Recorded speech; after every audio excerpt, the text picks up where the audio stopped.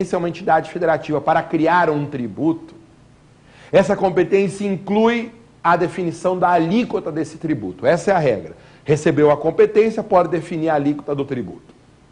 Porém, há alguns casos em que essa regra sofre exceções. Por quê? Existem 4 casos de tributos no direito brasileiro que, apesar de não serem tributos federais, a União vai apitar na fixação da alíquota mínima e da alíquota máxima. Então, tecnicamente, não será a União quem definirá a alíquota exata, mas a União vai fixar uma alíquota mínima e uma alíquota máxima. Por isso que a doutrina costuma dizer, e o nosso telespectador que mandou a pergunta está coberto de razão, a doutrina costuma falar em interferência da União na fixação de alíquota. Não é a União que estabelece a alíquota exata, mas a União fixa uma alíquota máxima ou uma alíquota mínima. Quais são esses 4 casos? Bom, os 3 impostos estaduais têm previsão de interferência federal na fixação de alíquotas. E também o ISS, que é municipal. Então, os 3 estaduais e mais o ISS, que é municipal. Como são essas regras? Bom, no caso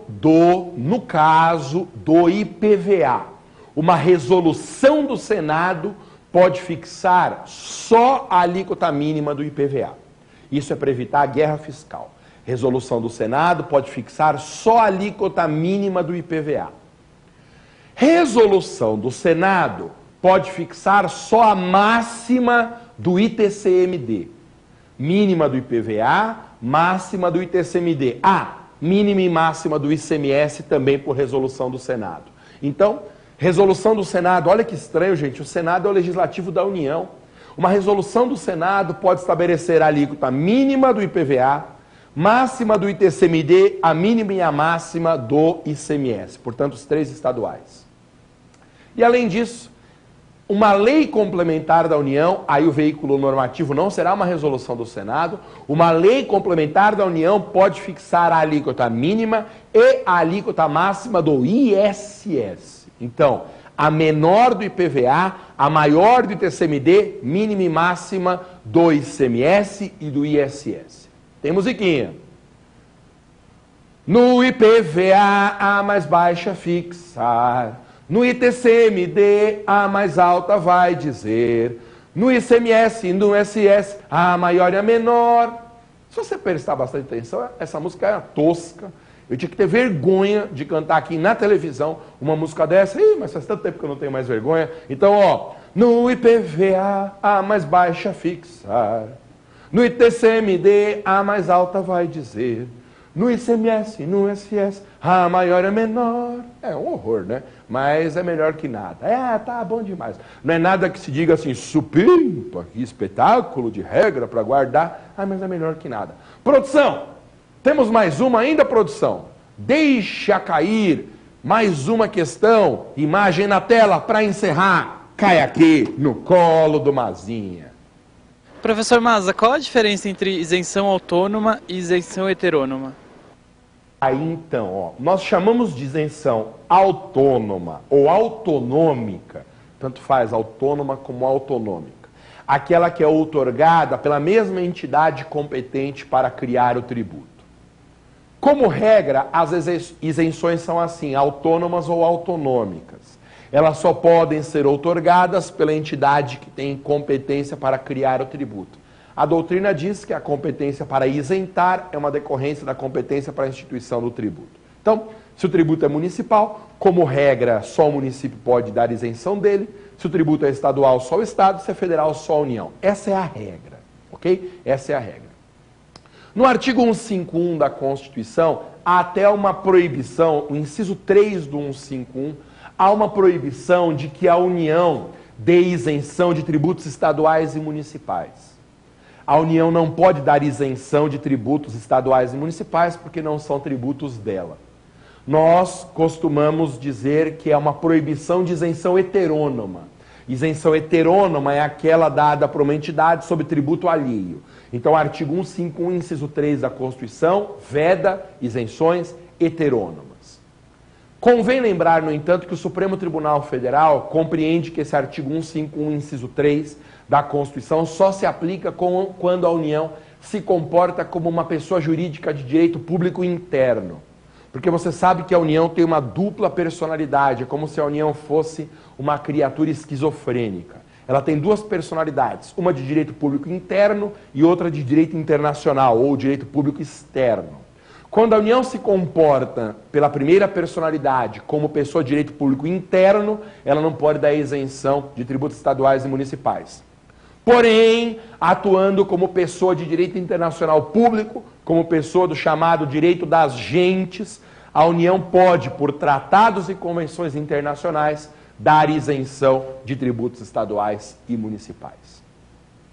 Para encerrar, é legal que você saiba que, apesar dessa proibição do 151, inciso 3, a própria Constituição de 88 prevê dois casos de isenções heterônomas, que são dadas pela União em relação a tributos alheios. Tá? Então, a Constituição prevê duas isenções heterônomas e proíbe, pelo artigo 151, inciso 3, a criação de outras. Quais são essas duas isenções heterônomas? Elas são um reforço àquela regra de quando importa um produto, pago tudo que é tributo, mas na exportação só incide o IE. Por que são reforço a essa regra? Porque os dois casos são de isenção para exportação. A União pode, por lei complementar, determinar a isenção de ICMS sobre exportação e também isenção de ISS sobre exportação. São as duas isenções heterônomas. A União pode estabelecer isenção de ICMS e de ISS nas exportações, o que é um caso atípico, um caso excepcional, daí o nome heterônomo, né? Um caso raro, um caso diferente, porque é uma isenção dada pela União sobre tributo que não é dela. Meus queridos, encerramos o nosso segundo bloco, e aí fica faltando o terceiro e mais importante bloco do nosso programa, que é o X da questão.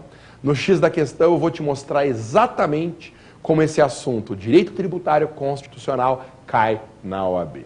Você não é louco de trocar de canal. Daqui a alguns instantes eu volto analisando duas questões da OAB sobre direito tributário constitucional. Não saia daí, até daqui a pouquinho.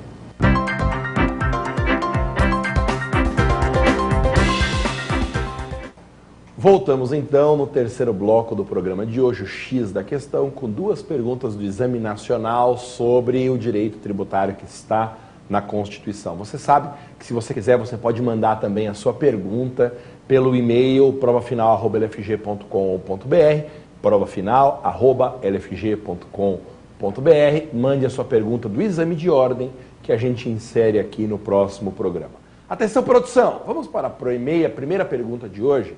Vamos lá, imagem produção, na tela, OAB, aí vem até a tradução assim, não diga, ó, Ordem dos Advogados do Brasil. Aí, as taxas, letra A, são tributos compreendidos na competência residual.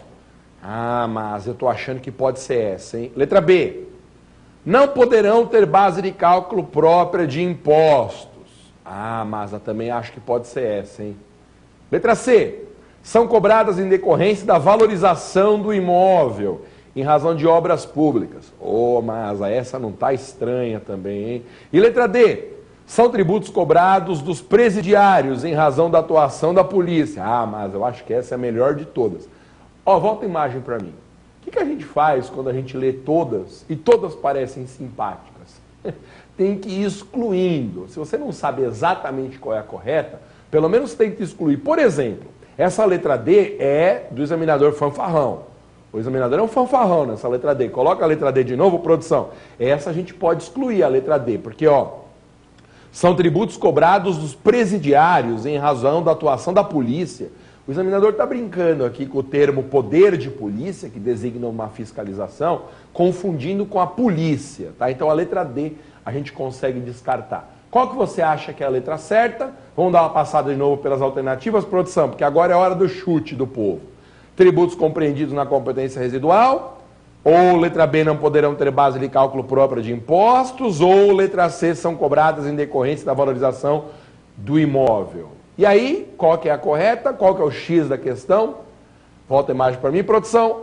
Alternativa correta,